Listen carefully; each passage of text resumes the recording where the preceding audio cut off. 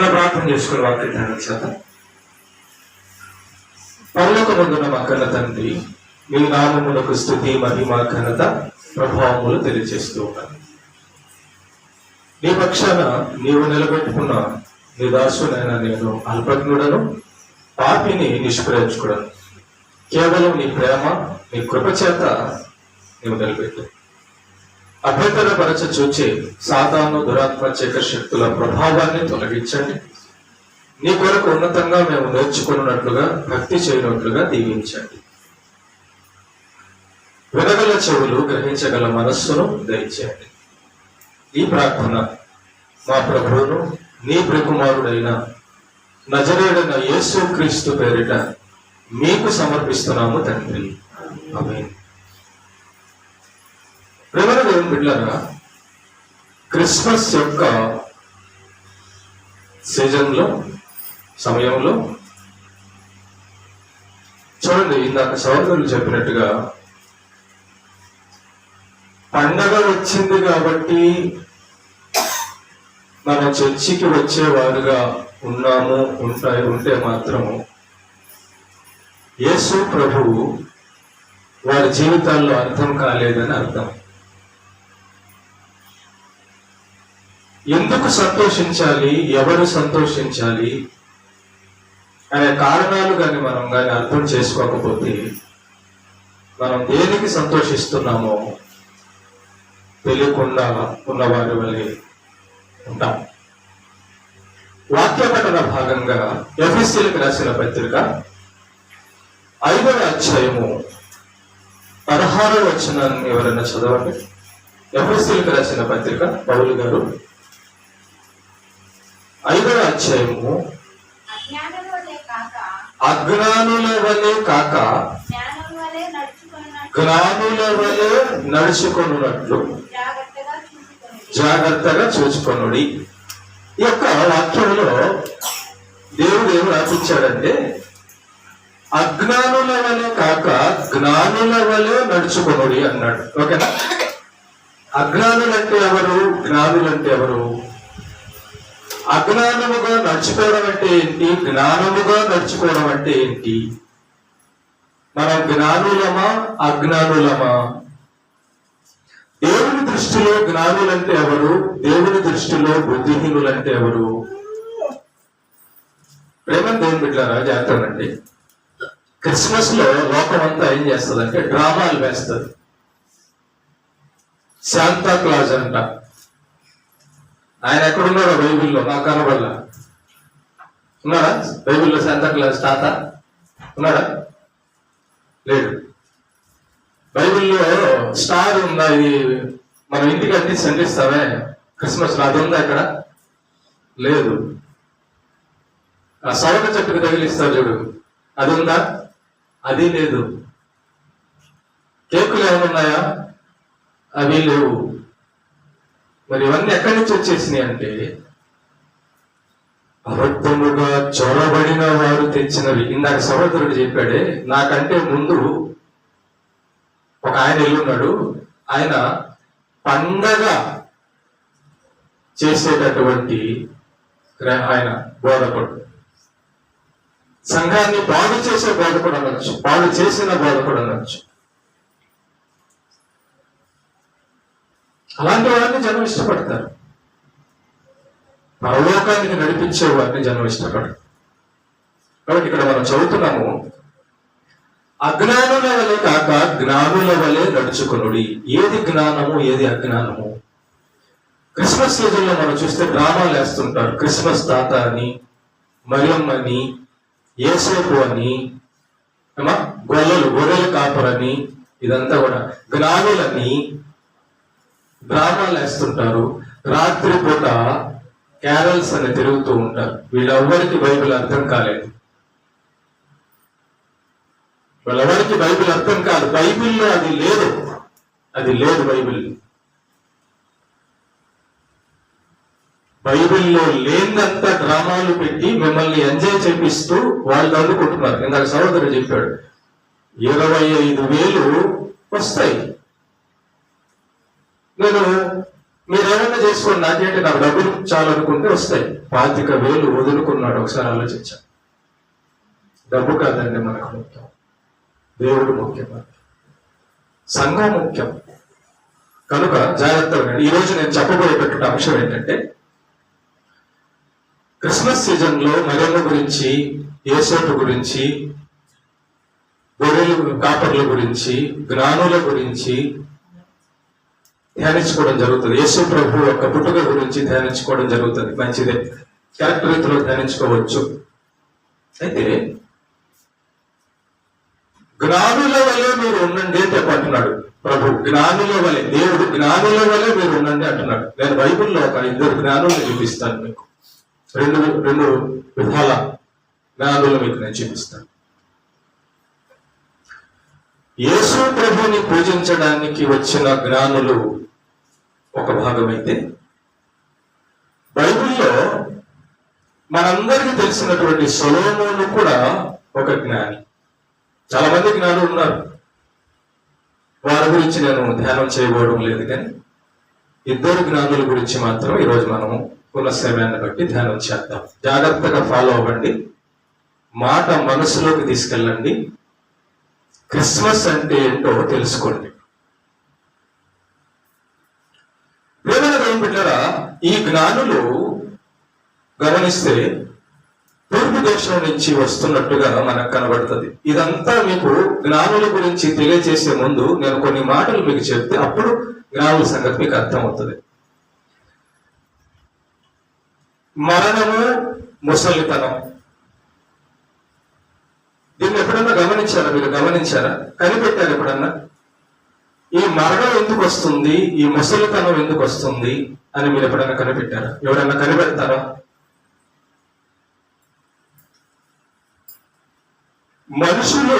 మనుషులు చనిపోయిన రోజు ఏడుస్తారు కానీ, చనిపోయినప్పుడు ఏడుస్తారు కానీ, అసలు ఈ చావు ఎందుకు వచ్చిందని ఎంతమంది అండి మరణం గురించి పరిశీలించేవారు? అయ్యో మా నాన్న మంచి నాన్న చనిపోయాడే, అయ్యో మా మంచి అమ్మ చనిపోయింది, నా మంచి భర్త చనిపోయాడు, నా మంచి భార్య చనిపోయింది, నా మంచి పిల్లలు చనిపోయారని అనుకుంటారే కానీ అసలు ఎందుకు చనిపోయారు వీళ్ళు? ఈ మనుషులకు అసలు చావు ఎందుకు వచ్చింది? ఎంతమంది పరిశీలిస్తున్నారు, ఎంతమంది ఆలోచిస్తున్నారు, ఆ మరణం ఎందుకు వచ్చింది, దీంట్లోంచి మనం తప్పించుకోలేమా అని ఎంతమంది ఆలోచన చేస్తున్నారు. ఒక మంచి భర్త తన భార్యను వెళ్ళిపోయేటప్పుడు, సడన్ గా ఇంటి ముందు ఉన్నప్పుడు ఆ భార్య ఎంత ఏడుస్తుందో కదా. నా కోసం ఎంతో చేశాడు, నన్ను బాగా చూసుకున్నాడు, కానీ ఇప్పుడు వెళ్ళిపోతున్నాడు అని ఏడుస్తుంది. ఎందుకు ఏడవాలి అసలు? ఆ పరిస్థితి ఎందుకు వచ్చింది? ఒక మంచి తండ్రి, ఒక మంచి తల్లి, ఒక మంచి అన్న తమ్ములు, ఒక మంచి స్నేహితులు చనిపోయినప్పుడు మనకు చాలా బాధ అనిపిస్తుంది. అయ్యో చనిపోయారని. దీన్ని ఎంతమంది మనసులో పెట్టారు ఒకసారి ఆలోచించండి. దేవుడు అంటున్నాడు, విందు జరుగుతున్న ఇంటికి వెళ్ళడం కంటే చనిపోయిన ఇంటికి వెళ్తే నీకు జ్ఞానం వస్తుంది అంటున్నాడు. మరణం మీద మీరు దృష్టి పెడితే నీకు జ్ఞానం వస్తుంది అంటున్నాడు. ప్రియమైన దేవుని బిడ్డలారా, చనిపోయిన రోజు చనిపోయాడని ఏడుస్తారే కానీ ఎందుకు చనిపోయాడు, అసలు ఈ మరణం మనుషులకు ఎందుకు వచ్చింది, ఈ మరణం రాకపోతే బాగుండు కదా అని ముఖ్యమంత్రి ఆలోచించడు, ప్రధానమంత్రి ఆలోచించడు, కలెక్టర్ ఆలోచించడు, డాక్టర్ ఆలోచించడు, జడ్జి ఆలోచించడు, ఇంట్లో వాళ్ళు ఆలోచించడు, ఎవరు ఆలోచించడు, స్కూల్లో టీచర్లు ఆలోచించరు. ఏం ఆలోచిస్తున్నారంటే, నాకు మంచి డ్రెస్ ఉందా లేదా, ఇందాక చెప్పాడు చదువుతాడు, నాకు మంచి డ్రెస్ ఉందా లేదా, మంచిదే డ్రెస్ వేసుకో. నాకు మంచి ఇల్లు ఉందా లేదా, కట్టుకో. నాకు మంచి తిండి ఉందా లేదా, ఓకే. నాకు మంచి ఆరోగ్యం ఉందా లేదా, నాకు మంచి కుటుంబం ఉందా లేదా, అన్ని కావాలి. కానీ ఎంత మంచి కుటుంబంలో నుంచి అయినా ఒకరోజు బయటికి వెళ్ళిపోవాలి కదా, మనం సమాధి దగ్గరికి వెళ్ళాలి కదా. ఎంత మంచి ఇంట్లో నుంచి అయినా, బంగారంతో కట్టుకున్న ఇంట్లో నుంచి అయినా ఒకరోజు సమాధిలోకి వెళ్ళాలి కదా. అసలు ఈ పరిస్థితి ఎందుకు వచ్చింది మనుషులకి? దీన్ని ఎంతమంది ఆలోచిస్తున్నారు? అలా ఆ విషయాన్ని ఆలోచించేవారే జ్ఞానులు.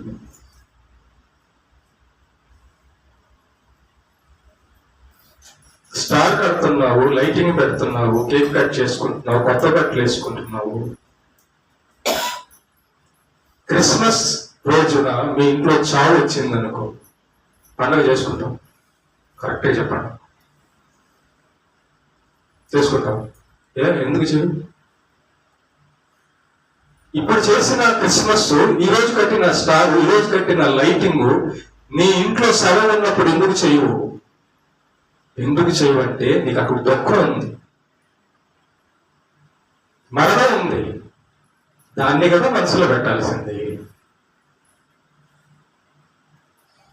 నాకు కేక్ వస్తే చాలు, నాకు డబ్బులు వస్తే చాలు, నాకు జీతం వస్తే చాలు, నాకు బట్టలు వస్తే చాలు, నాకు బంగారం వస్తే చాలు, నాకు ఇల్లు వస్తే చాలు, ఇవన్నీ ఒకరోజు మనం విడిచిపెట్టాలని తెలియక లోకంలో బ్రతకడానికి కొనసాగే వాళ్ళని అజ్ఞానులు అంటారు. ఓకే, జ్ఞానులు ఆలోచిద్దాం. నెంబర్ 1, జ్ఞానుల గురించి ఆలోచిద్దాం. ఎక్కడుంది జ్ఞానుల గురించి? మత్తయి సువార్త 2వ అధ్యాయం వచ్చేసేయండి. మత్తయి సువార్త 2వ అధ్యాయం. 2వ అధ్యాయంలో మనకంతా తెలిసిన విషయమే, అయినా ఒకసారి నేను టచ్ చేస్తాను. చూడండి ఒకసారి, 2వ అధ్యాయం మత్తయి సువార్త 1వ వచనం చదవడం తీసుకుని చదవడమా. రాజైన హేరోదు దినముల యందు యూదయ దేశపు బెత్లెహేములో యేసు పుట్టిన పిమ్మట ఇదిగో తూర్పు దేశపు జ్ఞానులు యెరూషలేమునకు వచ్చి, యూదుల రాజుగా పుట్టినవాడు ఎక్కడున్నాడు? తూర్పు దిక్కు మేము ఆయన నక్షత్రమును చూచి ఆయనను పూజింపవచ్చితిమని చెప్పిరి. గమనిస్తే దేవుడు ఏ కార్యము చేసినా కూడా ఇజ్రాయేలు దేశంలో నుంచి ప్రారంభిస్తాడు. వినండి జాగ్రత్త, చరిత్ర సత్యం. ఎందుకంటే దేవుని యొక్క జనాంగము, దేవుడు ఇష్టపడిన స్థలము ఇజ్రాయేల్. దావీదు పట్టణము భక్తుడు, దేవుని యొక్క ఇష్టడైన దావీదు నివసించిన పట్టణము. బెత్లెహేము, యెరూషలేము ఇజ్రాయెల్ దేశం. దేవుడు కోరుకున్న పట్టణం అది, దేవుడు ఆశపడిన స్థలం అది. అక్కడి నుంచే దేవుడు ఎక్కువ కార్యాలు ప్రారంభిస్తాడు. ఒక విషయం మీరు గమనిస్తే, ప్రపంచంలో శాస్త్రవేత్తలు చాలా కరెంట్ అని అదని ఇదని కనిపెట్టిన వాళ్ళు అందరూ ఉన్నారే, వీళ్ళల్లో ఎక్కువ శాతము ఆ ఇజ్రాయేలు దేశంలో ఉన్న యూదులే కనిపెట్టారు. తెలుసా మీకు? దేవుడు వాళ్ళకి జ్ఞానం ఇచ్చాడు. ఆ దేశంలో నుంచి, ఆ ఇజ్రాయేల్ దేశంలో నుంచే ప్రపంచానికి రక్షణ బయలుదేరేది. ఆ ఇజ్రాయేల్ దేశంలో నుంచే అంతా వచ్చింది. కానీ బయట ఎక్కడో తూర్పు దేశంలో ఉన్నటువంటి జ్ఞానులు ఇజ్రాయేల్ దేశానికి వచ్చి ఇజ్రాయేల్ దేశంలో ఉన్న వారితో చెప్తున్నారు, ఇదిగో యూదులకు రాజుగా పుట్టిన వాడు ఎక్కడున్నాడు, ఆయనను మేము పూజింపవచ్చి అనగానే వాళ్ళకి గుండెల్లో ఒకసారి రాయబడినట్టయింది. ఇదేంటి, మన దేశంలో మనకు తెలియకుండా రాజు పుట్టాడా? వాస్తవానికి దేవుడు గ్రంథంలో వ్రాయించాడు, కానీ వాళ్ళు గ్రంథాన్ని పక్కన పెట్టి పండుగలు చేసుకునే పనిలో ఉన్నారు. కాబట్టి దేవుడు పుట్టిన కాలము, రాజు పుట్టిన కాలము విషయము అక్కడ ఉన్న రాజుకు కానీ, అక్కడ ఉన్న పాస్టర్లకు కానీ, అక్కడ ఉన్న భక్తులకు కానీ తెలియలా. కారణం ఏంటి? పండుగలో ఉన్నారు. దేవుని బిడ్డలారా, ఈ విషయం జ్ఞానులు వచ్చి చెప్పేసేసారు. అసలు వాళ్ళకి ఎట్లా తెలిసింది? జ్ఞానులకు ఎట్లా తెలిసింది? యూదుల రాజు కోసం ఎందుకు ఎదుగుతున్నారు? ఇక్కడ ఒక మాట చెప్తాను జాగ్రత్తగా. ఈ జ్ఞానులు యేసు ప్రభువుని దగ్గరకు వచ్చి ఆయనకు ఏమేమి ఇచ్చారు చూద్దాం ఒకసారి. 10వ వచనం చదవండి. 2వ అధ్యాయము 10-11 వచనాలు. 2వ అధ్యాయము 10-11 వచనాలు చదవండి. వారు నక్షత్రమును చూచి అత్యానంద భరితులై ఇంటిలోనికి వచ్చి తల్లి అయిన మరియను ఆ శిశువును చూచి సాగిలపడి ఆయనను పూజించా, ఆమెను పూజించా. మరి మరియమ్మను ఎందుకు పూజిస్తున్నారు?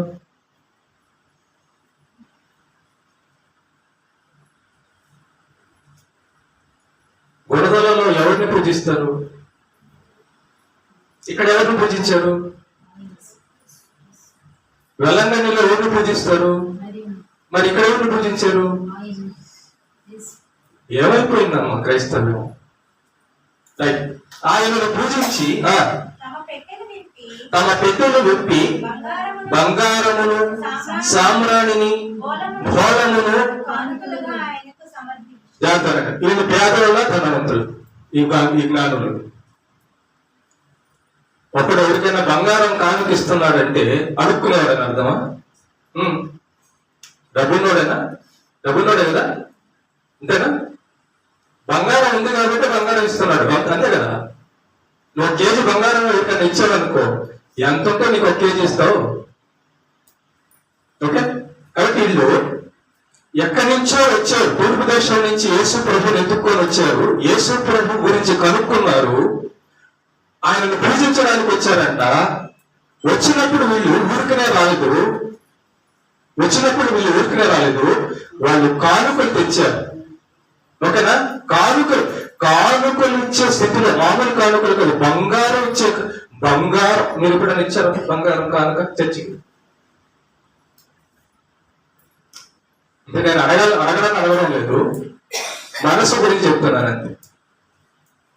మనస్సు గురించి చెప్తున్నాను నేను, డబ్బుల గురించి నేనేం చెప్పడం లేదు. ఏం పెట్టారా? వీళ్ళు ధనవంతులు కాబట్టి యేసు ప్రభు దగ్గరికి రావడానికి వాళ్ళకు అన్ని అవకాశాలు ఉన్నాయి. ఒంటలుగా తెచ్చుంటారు, లేకపోతే పని వాళ్ళు ఉంటారు, రకరకాల పరిస్థితులు. ఆ దేశం నుంచి ఇక్కడికి రావాలంటే ఛార్జీలు కావాలి, రకరకాల పరిస్థితులు. అయినా వాళ్ళు రాగలిగారు. వచ్చినాక యేసు ప్రభుకి బంగారాన్ని కానుక ఇవ్వగలిగారంటే ధనవంతులే. Okay, right. ఈ జ్ఞానులు ధనవంతులు. మరి నేను మిమ్మల్ని అడుగుతున్నా, వీరికి ధనం ఉంది, ఆరోగ్యం ఉంది, బట్టలు ఉన్నాయి, కుటుంబం ఉంది, అంతా బాగుంది కదా, వాళ్ళ దేశంలో ఉండొచ్చు కదా, ఇక్కడికి ఎందుకు వచ్చారు? అసలు యేసుతో వాళ్ళకి పని ఏంటి? యేసు ప్రభుత్వం వాళ్ళకి అవసరం ఏంటి? మనం అందరం ఏం చేస్తామంటే యేసు ప్రభు దగ్గరకు వచ్చి, అయ్యా నాకు డబ్బు లేదు, నాకు ఆరోగ్యం లేదు, నాకు బట్టలు లేవు, నాకు ఇల్లు లేదు, ఉద్యోగం లేదు, పిల్లలు లేదు అంటాం. అడగొచ్చు, తప్పు లేదు. కానీ వీళ్ళు అన్ని నుండి యేసు ప్రభు కోసం వచ్చారు, యేసుని ఎత్తుకుంటూ వచ్చారు. ఎందుకని? వాళ్ళకి డబ్బు ఉంది కదా, ఇక దేవుడితో పనే ఉంది. వాళ్ళకి అన్ని ఉన్నాయి కదా, ఇక యేసుతో పనే ఉంది. అందుకే వాళ్ళని దేవుడు జ్ఞానులు అని రాపించాడు. జ్ఞానులు అంటే ఏంటో చెప్తాను వినండి. మాకు డబ్బు ఉంది కానీ ఈ డబ్బును మేము ఒకరోజు విడిచిపెట్టి వెళ్ళిపోవాలి. మాకు ఇల్లు ఉంది కానీ ఈ ఇంటిని మేము ఒకరోజు విడిచిపెట్టి వెళ్ళాలి. మాకు కుటుంబం ఉంది కానీ ఈ కుటుంబాన్ని మేము విడిచిపెట్టి వెళ్ళాలి. మాకు మంచి ఆరోగ్యం ఉన్న దేహం ఉంది కానీ ఈ దేహాన్ని ఒకరోజు మేము విడిచిపెట్టి వెళ్ళాలి. అంటే మాకు మరణం ఉంది. మరణం ఉందా అంటే వీళ్ళు దృష్టి మరణం మీద పెట్టారనమాట. మరణం గురించి ఆలోచించారనమాట. నేను ఎంత సంపాదించినా, ఎంత ఆరోగ్యం ఉన్నా, ఎంత కుటుంబం ఉన్నా ఒకరోజు నా గురించి నా కుటుంబం ఏడుస్తుంది. కారణము మనం వెళ్ళిపోతాం కాబట్టి. చూసారా ఎక్కడ మనసు పెట్టారు వీళ్ళు? మన ఆలోచనలేమో ఆ అప్పు మీద, ఆ అన్నం మీద, ఆ గోడల మీద, ఆ బంగారం మీద, వాటి మీద ఉంది. ఇవన్నీ ఒకరోజు ఎంత సంపాదించినా, భూమి అంతా సంపాదించినా అలెగ్జాండర్ ఒకరోజు చచ్చిపోయాడు. చక్రవర్తులు చనిపోయారు, రాజులు చనిపోయారు, ముఖ్యమంత్రులు చనిపోతున్నారు, కోటీశ్వరులు చనిపోతున్నారు. కారణం ఏంటంటే ఇక్కడ ఉన్న పరిస్థితి ఏంటంటే ఒక రోజున భూమి మీదకి వచ్చిన మనిషి ఖచ్చితంగా మరణించాలి. మరణించిపోతున్నారు. మరి మరణం ఏంటి? మరణం తర్వాత ఎక్కడికి? ఇది ఆలోచించారండి.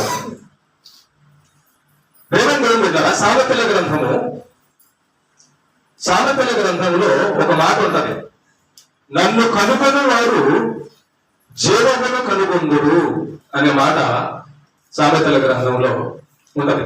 చూస్తారా? 8వ అధ్యాయం 35వ వచనం చదవండి త్వరగా. సామెతల గ్రంథము 8వ అధ్యాయం 35వ వచనం త్వరగా చదవండి. సామెతల గ్రంథము 8వ అధ్యాయం 35వ వచనం. నన్ను కనుగొను వాడు జీవమును కనుగొను. మీరు ఎప్పుడైనా జీవం కోసం వెతుకులాడారా? ఎక్కడ పని దొరికిందో అంతేనా? ఆదివారం ఎక్కడ మాంసం కొడతారో అంతేనా? ఎక్కడ బంగా మంచి చేతులు దొరుకుతాయో అంతేనా? ఎక్కడ మంచి కూరగాయలు దొరుకుతాయో.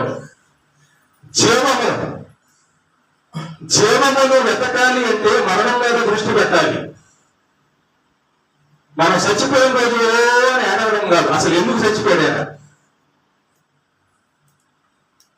ఎందుకు చావు వచ్చింది మనుషులకి, ఈ చావు నుంచి గెలవలేమా, చావు లేకుండా బతకలేమా, అది కదా మనసు పెట్టాల్సింది.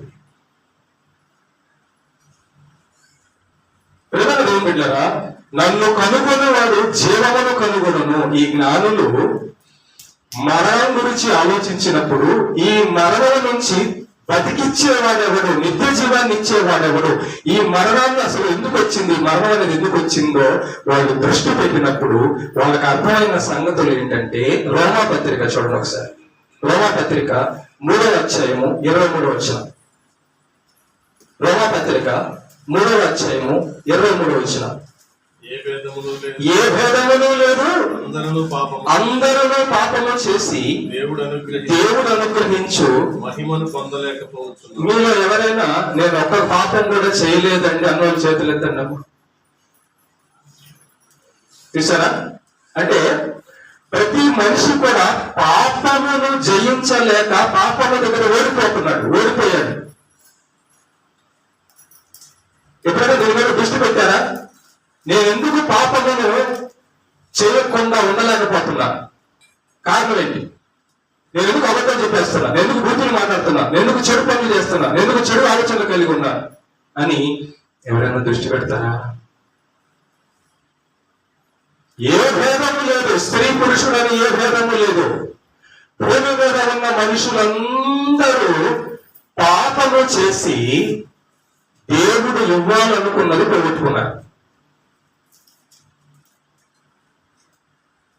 నువ్వు గవర్నమెంట్ ఉద్యోగం చేస్తున్నావు అనుకో, డ్యూటీకి వెళ్ళడం లేదనుకో, ఉద్యోగం ఊడిద్దా పోయిద్దమ్మా? ఉంటుందా? పోయిద్ది కదా. కాబట్టి మనుషులందరూ పాపం చేస్తున్నట్టుగా మనకు కనబడుతుంది, అవునా కదా? కనబడుతుంది. చూసారా? మరి మనుషులందరూ ఈ పాపము చేస్తున్నందువలనే మనుషులందరికీ కూడా మరణం వచ్చింది. చదువుతారు ఆ మాట కూడా, చదవండి ఆ మాట కూడా. 6:23 చూడండి ఒకసారి. రోమాపత్రిక 6:23. రోమిలికి రాసిన పత్రిక 6వ అధ్యాయము 23వ వచనం. ఏలయనగా పాపము వలన వచ్చు జీతము మరణం. ఒక నిమిషం చూడండి. శాస్త్రవేత్తలు, లోకంలో ఉన్న శాస్త్రవేత్తలు కనుగొనలేనిది, డాక్టర్లకు అర్థం కానిది, జడ్జీలకు అర్థం కానిది, కలెక్టర్లకు అర్థం కానిది, ముఖ్యమంత్రులకు, ప్రధానమంత్రులకు అర్థం కానిది, ఈ లోకంలో చదువు ఉన్నా, ఈ లోకంలో జ్ఞానం ఉన్నా, ఈ లోకంలో ధనం ఉన్నా, ఈ లోకంలో ఎంత బలం ఉన్నా, బలగం ఉన్నా, అర్థం కాని విషయం ఏంటంటే అసలు మరణం ఎందుకు వచ్చింది మనుషులకి.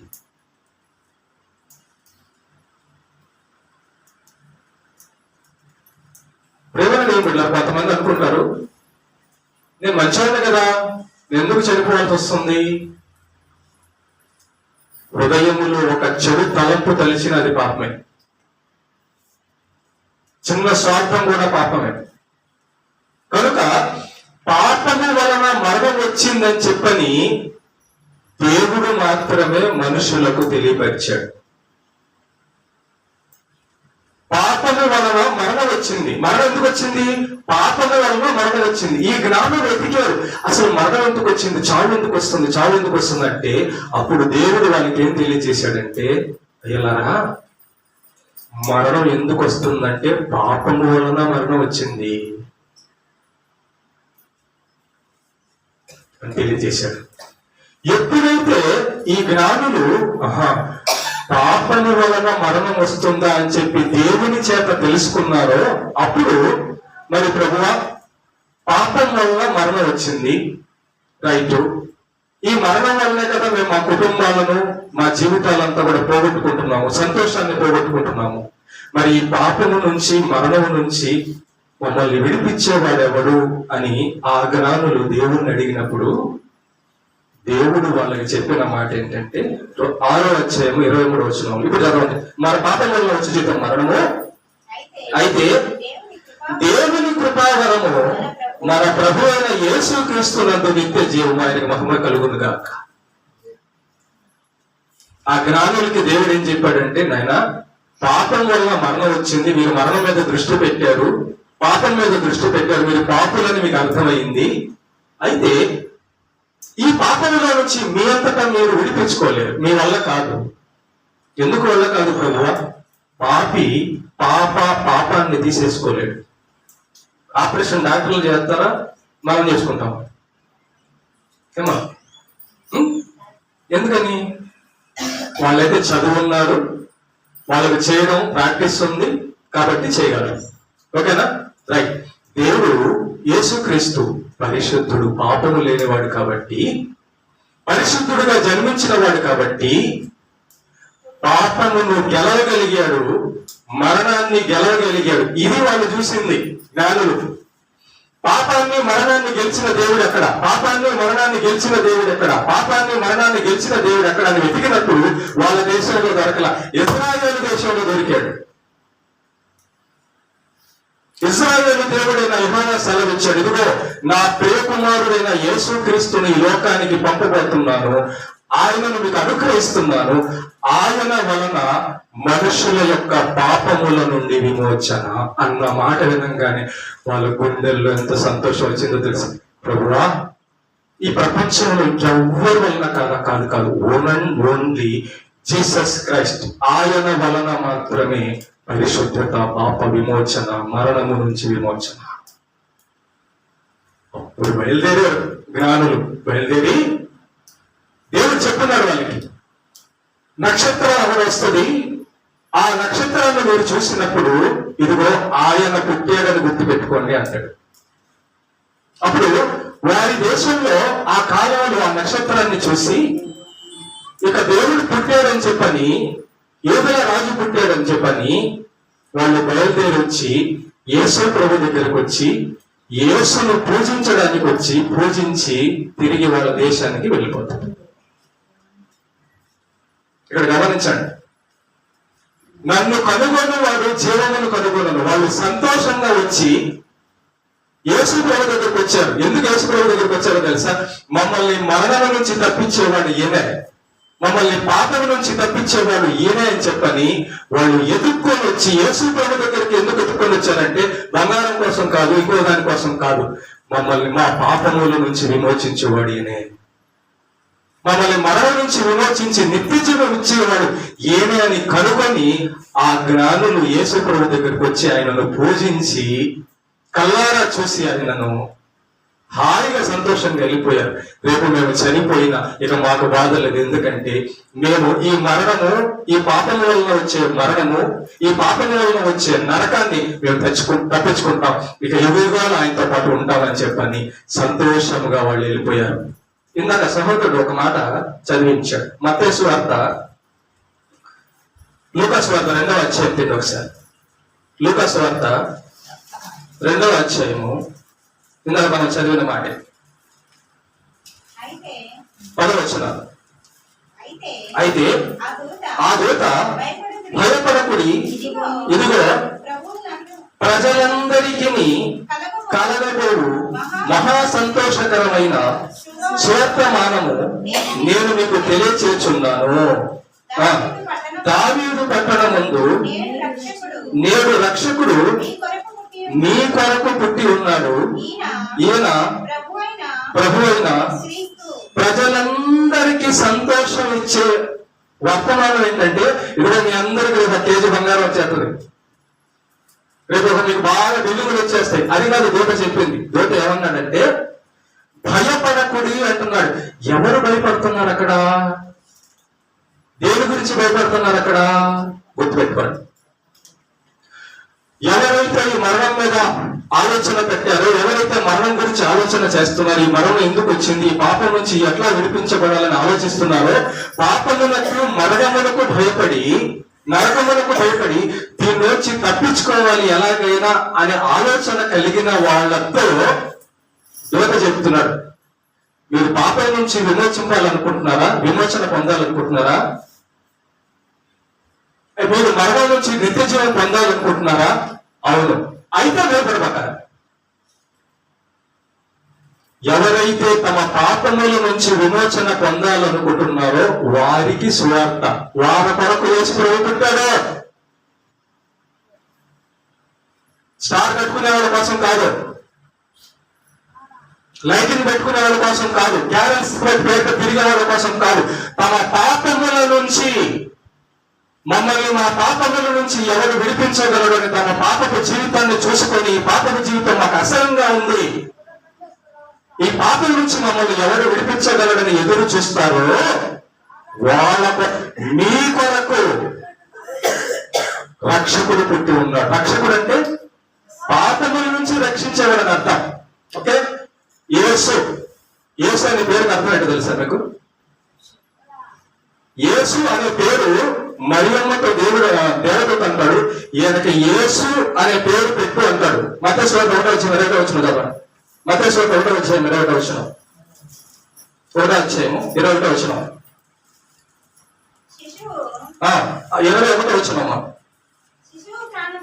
మత్తయి సువార్త 1:21. ఆమె ఒక కుమారుని కనును, తన ప్రజలను వారి పాపముల నుండి ఆయనే రక్షించును గనుక ఆయనకు యేసు అనే పేరు. యేసు అనే పేరు అర్థం ఏంటి తెలుసా? పాపముల నుంచి రక్షించేవాడు అని అర్థం యేసు అంటే. నువ్వు మొట్టమొదట యేసు క్రీస్తు క్రిస్మస్ చేసుకోవాలంటే నీకు తెలియాల్సింది ఏంటో తెలుసా? యేసు నన్ను పాపముల నుంచి విడిపించడానికి వచ్చాడని నీకు అర్థం కావాలి. నన్ను పాపము నుంచి విడిపించడానికి మరియమ్మ గర్భంలో పుట్టాడని అర్థం కావాలి. నన్ను నరకం నుంచి బయటపడడానికి యేసు ప్రభు ఈ లోకంలో పుట్టాడని నీకు అర్థం కాకపోతే నువ్వు పండగే చేసుకుంటుంటావు చచ్చిపోయేదాకా. చచ్చిపోయిన రోజు ఏడుస్తావు. చచ్చిపోయిన రోజు నవ్వాలి. నవ్వేవాడిని చూపిమంటావా? చచ్చిపోయిన రోజు బ్రతుకుట క్రీస్తే చావైతే ఇదేంది ఇది? ఇంకో మాట ఫిలిప్పీ 1:23 చదవండి. ఫిలిప్పీ 1:23 ముగించేస్తా త్వరలో. ఫిలిప్పీ 1:23 ఫిలిప్పీ 1:23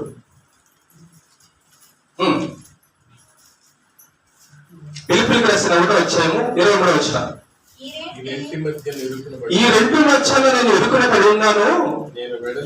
నేను వెడలిపోయి క్రీస్తుతో కూడా ఉండవలనని నాకు ఆశ ఉన్నది. చూసారా, పౌలు గారు అంటున్న మాట ఏంటో తెలుసా? నేను వెడలిపోయి క్రీస్తుతో కూడా ఉండవలనని నాకు ఆశ ఉన్నది. ఏం పౌలు గారు మీ అమ్మగారితో, మీ నాన్నగారితో, మీ బంధువులతో ఉండరాపోయి? వాళ్ళు కాదు అక్కడ ఉండేది. నువ్వు చనిపోగానే వాళ్ళ దగ్గరికి వెళ్ళవా? కాదు.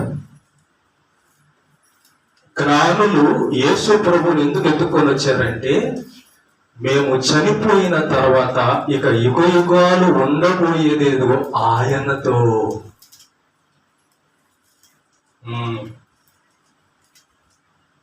మా ఆయన పోయాడు. ఎక్కడ పోయాడు? మా భార్య పోయింది, మా తండ్రి పోయింది. ఎక్కడ పోయారు? యేసు దగ్గరకా? అయితే నువ్వు యేసు దగ్గరకా?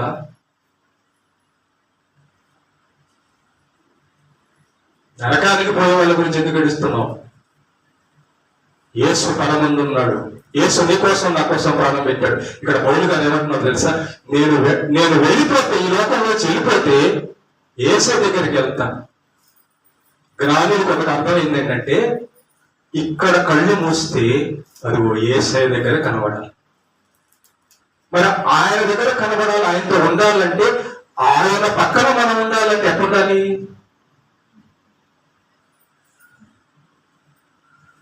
ఆయన ఎలాగా ఉంటాడో, ఆయన ఎలా ప్రవర్తిస్తాడో, ఆయనకి ఏది ఇష్టమో అలాగా నడుచుకోగలిగితే ఆయన పక్కన మనం ఉంటాం. నువ్వు ఒక ఆఫీసర్ దగ్గరికి వెళ్ళి ఎలాగంటే అలా నడుచుకున్నావు అనుకో, తరివేస్తాడు నిన్ను.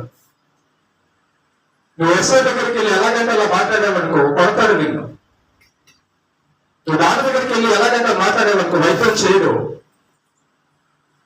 ప్రేమైన దేవుని బిడ్డలారా, మనమందరం కూడా క్రీస్తు వద్దకి వెళ్ళవలసిన వారమై ఉన్నాము. భూమి మీదకి వచ్చిన క్రీస్తు తిరిగి భూమి మీద ఉన్న వారందరినీ కూడా తన వద్దకు తీసుకోవడానికి వచ్చాడు. కాబట్టి రక్షణ తెచ్చాడు, పాపం నుంచి విమోచన తెచ్చాడు, మరణం నుంచి నిత్య జీవం తెచ్చాడు. మరణాన్ని జయించి అందుకు పుట్టాడు బెత్లెహేములో క్రీస్తు, మరియమ్మ గర్భమున.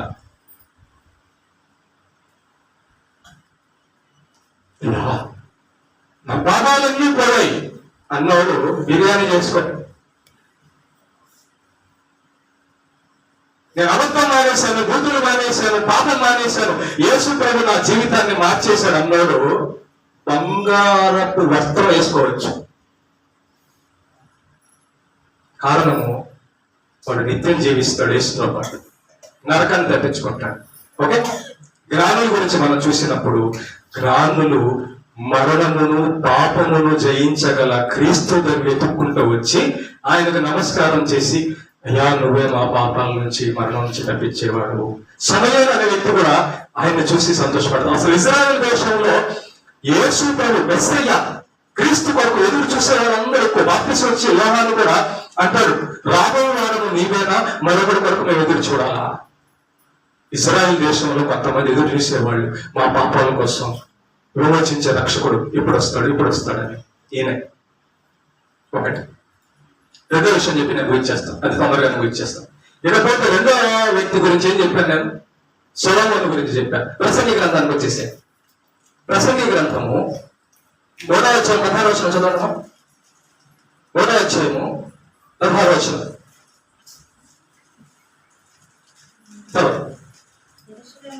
యెరూషలేము నందు నాకు ముందున్న వారందరికంటే నేను చాలా ఎక్కువగా జ్ఞానము సంపాదించి తిని అని సొలొమోను గారు అన్నారు. జాతర యెరూషలేములోనే ఉన్న వారందరిలో కూడా, అయితే దేవుడు కూడా సొలొమోనుకు జ్ఞానం ఇచ్చాడని మన రాజుల గ్రంథంలో చదువుతాం. దేవుని సొలొమోను ఏమడిగాడమ్మా? 24 క్యారెట్ల బంగారం. ఏమడిగాడు? జ్ఞానం అడిగాడు కదా. సో ఆ జ్ఞానం కలిగినటువంటి సొలొమోను గారు రాసిన మాట, నేను యెరూషలేములో ఉన్న వారందరికంటే జ్ఞానము సంపాదించి తిని. మరి బాగుంది. అక్కడేమో జ్ఞానులు అని అనబడిన తర్వాత వాళ్ళు చేసిన పని ఏంది? యేసు ప్రభు దగ్గరకు వచ్చి పూజించారు. అదేంటే మీకు డబ్బు ఉంది, జ్ఞానం ఉంది, బాగా అంతా ఉంది కదా, యేసు ప్రభు దగ్గరికి ఎందుకు వచ్చారంటే ఆయన కావాలి మాకు, పాపము నుంచి మరణం నుంచి తప్పించేది ఈయనే, కాబట్టి ఆయన కావాలి అని ఆయన కొరకు వచ్చారు. వాళ్ళు ఏం చెప్పారు? ఇదిగో యూదుల రాజుగా పుట్టున్నాడే ఆయనే రక్షకుడు. జ్ఞానులు ఇజ్రాయేలు దేశానికి వచ్చి చెప్పిన మాట ఏంటో తెలుసా? క్రీస్తు, యేసు క్రీస్తే రక్షకుడు కనుగొన్నారు. వాళ్ళు అడిగితే, ఆ జ్ఞానులు మనం అడిగితే, మీరు ఎందుకు వచ్చారు, ఏం తెలుసుకున్నారంటే, మేము పాపము నుంచి మరణము నుంచి విడిపించి నిత్య జీవం ఇచ్చే యేసును కనుగొన్నాం. పాపం నుంచి మరణం నుంచి విడిపించే యేసును కనుగొన్నాము అనే మాట వాళ్ళ జీవితంలో కనబడుతుంది. జ్ఞానులు ఎవరిని కనుగొన్నారు? యేసును కనుక్కున్నారు. ఎలా కనుక్కున్నారు? వెతకి కనుక్కున్నారు. ఎలా కనుక్కున్నారు? పరిశీలించి కనుక్కున్నారు. రెండో జ్ఞాని సొలొమోను. ఈ సొలొమోను అంట 2వ అధ్యాయము 1వ వచనం నుంచి 11వ వచనం వరకు కానీ మనం చదివితే, సంతోషం ఎక్కడెక్కడ ఉందో, సంతోషం దేంట్లో ఉందో వాటన్నిటినీ కూడా నేను పొందాలి అనుకొని కావాల్సిందంతా తినాడంట, వేసుకోవాల్సిందంతా వేసుకున్నాడట, కట్టుకోవాల్సిందంతా కట్టుకున్నాడట, అన్ని రుచి చూశాడట. 1000 మంది భార్యలు పెళ్లి చేసుకున్నాడట, 100 మంది. ఓకేనా? 100 మంది భార్యలు పెళ్లి చేసుకున్న తర్వాత, ఇల్లు కట్టించుకున్న తర్వాత అంతా సుఖం అనుభవించిన తర్వాత ఆ జ్ఞాని చెబుతున్న మాట ఏంటో తెలుసా? ఆ జ్ఞాని చెబుతున్న మాట ఏంటో తెలుసా? 1వ అధ్యాయము 2వ వచనం చదవండి. 1వ అధ్యాయము 2వ వచనం. ఆ ప్రసంగి వ్యర్థము వ్యర్థమని ఇదేంటిది? బంగారం సంపాదించుకున్నాడు, మనుషులు సంపాదించుకున్నాడు, ఇల్లుని సంపాదించుకున్నాడు, అన్ని సంపాదించుకొని రాజు అయ్యాడు. అంతా అయిపోయిన తర్వాత చెప్తున్న మాట వ్యర్థము వ్యర్థము సమస్తము వ్యర్థము. ఏపీ సొలొమోను గారు వ్యర్థం వ్యర్థం సమస్తం వ్యర్థం అంటున్నారు. వ్యర్థము వ్యర్థము సమస్తము వ్యర్థం అని చెప్తున్నారేంటి? ఓకే అని చెప్పని సొలొమోను గారిని మనం అడిగితే ఆయన చెప్పే మాట ఏంటంటే, చూడండి ఒకసారి ఫైనల్ గా 12వ అధ్యాయం 13-14 వచనాలు. ప్రసంగి గ్రంథము 12వ అధ్యాయం 13-14 వచనం. ఇదంతయు వినిన తరువాత తేలిన ఫలితార్థం ఇదే, దేవుని యందు భయభక్తులు కలిగి ఉండి ఆయన కట్టడలను అనుసరించి నడుచుచుండవలెను మానవ కోటికి. అవునా సొలొమోను గారు, మీరు ఎంత జ్ఞానం సంపాదించుకుని తెలుసుకుంది ఇదేనా? ఈ మాట అంటున్నారా? నువ్వు ఏ ఊరు వెళ్ళినా చచ్చిపోతావు, నువ్వు ఏ ఉద్యోగం చేసినా చచ్చిపోతావు, నీకు ఎంతమంది బంధువులు ఉన్నా చచ్చిపోతావు, నీకు ఎంత బలం ఉన్నా ఒకరోజు చచ్చిపోతావు, ముసలోడు అయిపోతావు. అదే ప్రసంగి 12వ అధ్యాయంలో ఏమంటో తెలుసా? దుర్దినములు రాకముందు, అంటే ముసలితనం రాకముందే నీ దేవుడిని స్మరణ చేసుకో. 14 వచనం కూడా చదవము. గూఢమైన ప్రతి అంశమును గురించి దేవుడు విమర్శ చేయనప్పుడు ఆయన ప్రతిక్రియను అది మంచిదే గాని చెడ్డదే గాని తీర్పులోనికి తెచ్చును. చూసారా? జ్ఞానులందరూ ఫైనల్ చేసింది ఏంటంటే, నేను చాలా రోజులు బతుకుతాను, నేను చాలా సంపాదించాను, నాకు చాలా బలంగా ఉంది, నాకు అది కావాలి ఇది కావాలి అని చెప్పి పరిగెత్తబాకడం నాయన, అదంతా వ్యర్థము వ్యర్థము వ్యర్థము. ఒకటే పనికొచ్చేది, దేవుడి ఎదుట నువ్వు తీర్పుకి నిలబడతావు కాబట్టి దేవుని యందు భయభక్తులు కలిగి నడుచుకో. ఇదే జ్ఞానం అన్నాడు. దేవుని యందు భయభక్తులు కలిగి నడుచుకొనుటయే జ్ఞానము. నరకమును మరణమును పాపమును తప్పించుకొనుటయే జ్ఞానము. మీరు జ్ఞానుల అజ్ఞానుల? ఇందాక మనం చదివాం.